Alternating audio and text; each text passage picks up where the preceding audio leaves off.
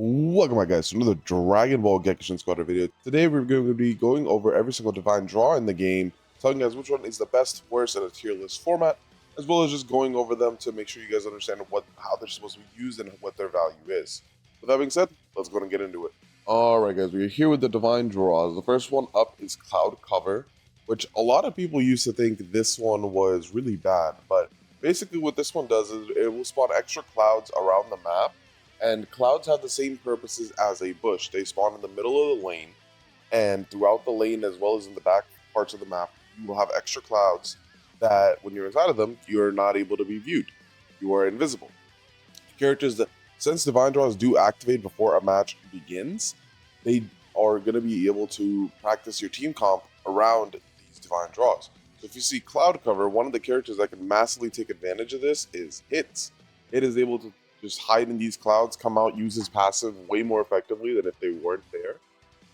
And it overall just makes him a much bigger threat. Other characters that can make big usage of this is any kind of assassin, Trunks, 18, Goku, where they can just hide in that bush, and the moment you pull up, they use all their burst combo and they can one-shot you. So you have to be much more mindful of these bushes, and you have to not face check them, which is basically you walk into them without knowing if anybody's in there, and you risk getting exploded like that. So instead of doing that, you might want to use like an ability to go ahead and check if anybody's in there before you go ahead and push up. Otherwise, you basically might just lose the lane off of the sole fact that they're just bush camping. Or in this case, cloud camping you. But that is essentially just how cloud cover works. And that is why you have to be very careful with bushes in the game as well. So make sure you guys are clearing your bushes before you do go ahead and push into them, especially if the enemy team is ahead of you. Because if they're ahead of you, they're probably going to try to utilize these bushes a lot more than versus if they're behind. Now, we're going to talk about the best divine draw in the game, and that is Superstar. Superstar is basically a divine draw where every character in the game is allowed to start with a max level skill off the bat. This completely changes the pace of the game. It makes the game much faster, makes the game much more aggressive, and just overall speeds up everything because you come out of the gate a lot stronger. Like Goku starting with a maxed out Kamehameha, Cooler being able to start out with his max aura covering the whole lane, or even somebody like Piccolo starting out with a max Hellzone grenade, sniping everything from across the map. There's a lot of different things you can do with Superstar, and it's one of the best divine draws in the game because everybody gets it. It's not that it gives one team an advantage. The only thing Superstar does is it changes the pace of the game. And that is really nice because the whole purpose of divine draws is to make the game spicier. In the first test that the game did, there was no divine draw, so the game started to get a lot more repetitive. But now that you have divine draws, every game feels a little different because every game you have different divine draws. That is really nice for divine draws, and that is why Superstar is really good. It still gives everybody an equal advantage, and it makes the game just more fun because you get to start out with max skills, and then because you're starting out with max skills, you also get to level up your other skills to max faster. So you don't have to get high level as fast to get your max skills out of the way, but you still have to get leveled up for your stats. Next up, we have the enemy bomb, which is essentially enemy heroes and enemy NPCs will explode when KO'd, blowing away nearby enemies. This one is probably one of the weakest, if not the weakest, divine draw in the game. The reason for that being is that this divine draw in particular, it's very annoying in lane whenever you kill a minion and it scatters them, especially if you're trying to keep them grouped so you can farm them faster. So it kind of negates the grouping aspect of farming minions. But in the perspective of a team fight, this is very good because it'll end up splitting up the enemy team in a team fight. You kill one of them and it'll completely scatter all of them. So in a team fight perspective, enemy bomb is very, very strong, and it can go ahead and scatter their team for you, and you can start isolating targets in the middle of the team fight. But in a farming perspective, it's really bad because it really just splits up the minions when you want them to be grouped. But that's pretty much how this one works. The way you want to use this for sure is just to go ahead and try to split up the enemy team with this, because if they try to group up too much, you kill one of them. The biggest thing about Gekishin is you want to have priority target focus. You don't want to be splitting your damage, because if you're splitting your damage, it's taking you way longer to kill someone. Whereas if you're focusing one target, you can kill them way faster. Now, moving on to what I would say is the worst divine draw in the game, and that is Finish 'em EX Cell Jr.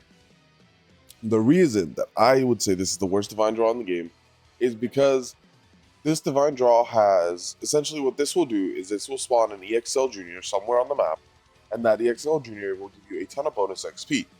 Early game, it basically gives you a whole level. Late game, it still gives you a whole level. The thing that is broken about Cell Juniors is that they don't have a specific spawn pattern. They will always spawn randomly. And the reason that's bad is because you could be winning your lane, and then EXL Junior could spawn on the other side of the map where you can't do anything to get it because of XYZ reasons. And then the enemy team gets that one Cell Junior, and that one Cell Junior, just that one, will start such an insane snowball because it gives them a level advantage, especially early game.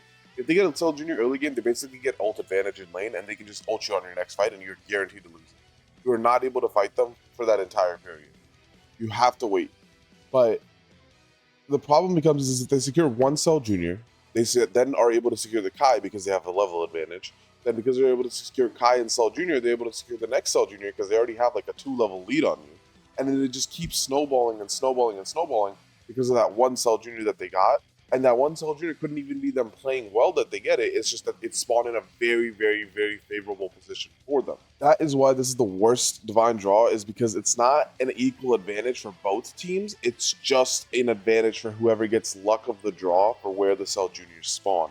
If the Cell Juniors had a consistent pattern where whenever they spawn one on each side of the lane, so then you have to make the decision, do we want to go for ours first, or do we want to go steal there first, or do we want to just let everybody get one and then play it equal out?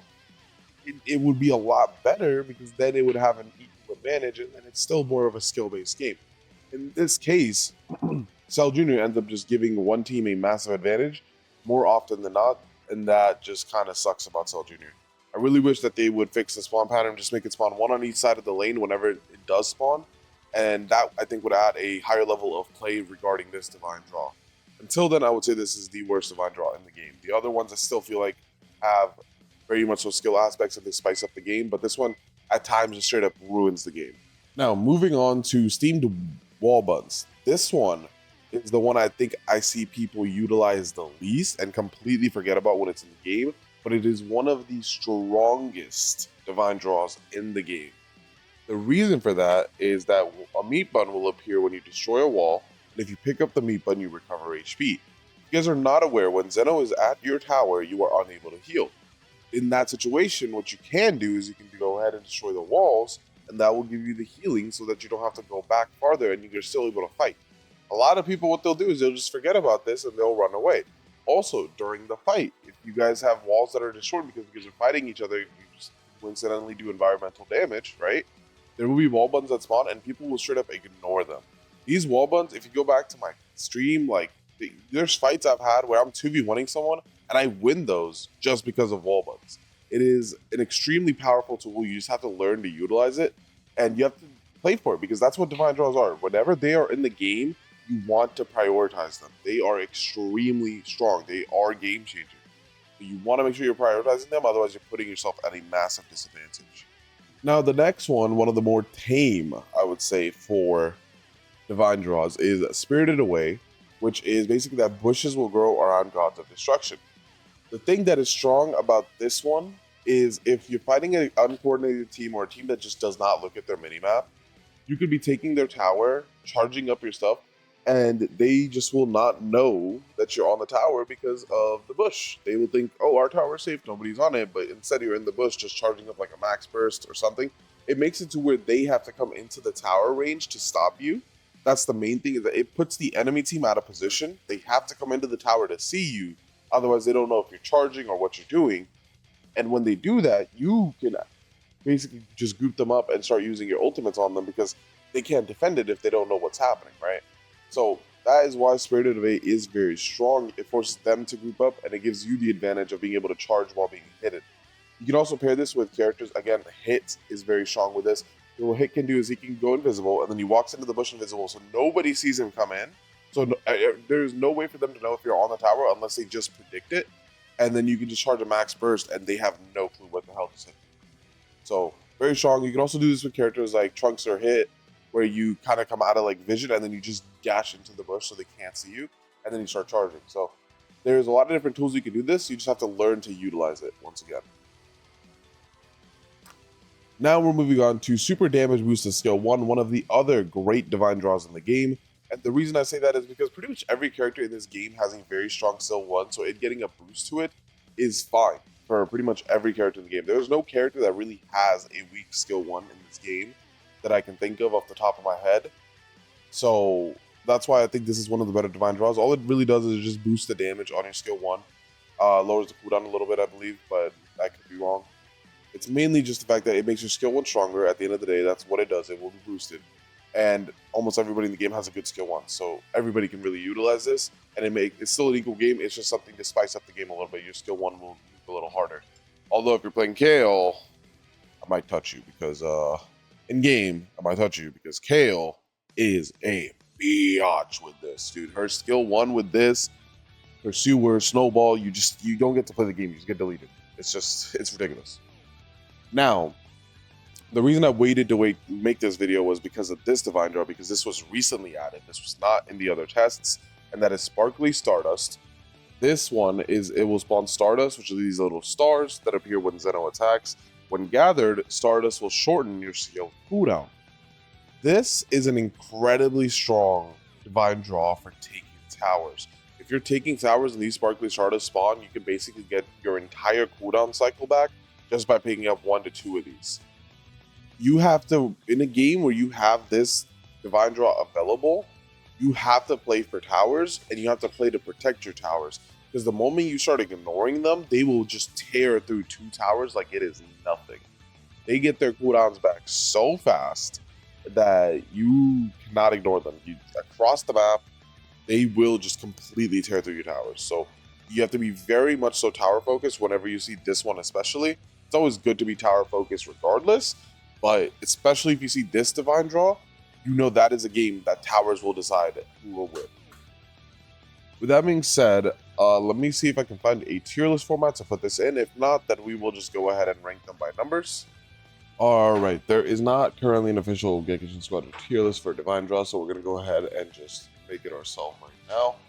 And for right now, let's go ahead and just go through the numbers, and we will upload the actual tier list format version of it with the link of the video on Twitter. Make sure you guys follow me on Twitter. I do be pretty active over there. And with that being said, we're going to say the best Divine Draw in the game is Super Start. That is number 1. Followed by Skill Damage 1, Sparkly Stardust, and Meat Buns all being tied at 2. Then Cloud Cover and Spirited Away both being 3. And then Enemy Bomb being a 4. And then Cell Jr. being 5 as the worst Divine Draw in the game. Thank you guys for checking this video out. If you guys stayed to the end, make sure to let me know. With that being said, it's Bryson. I'll see you out on the field.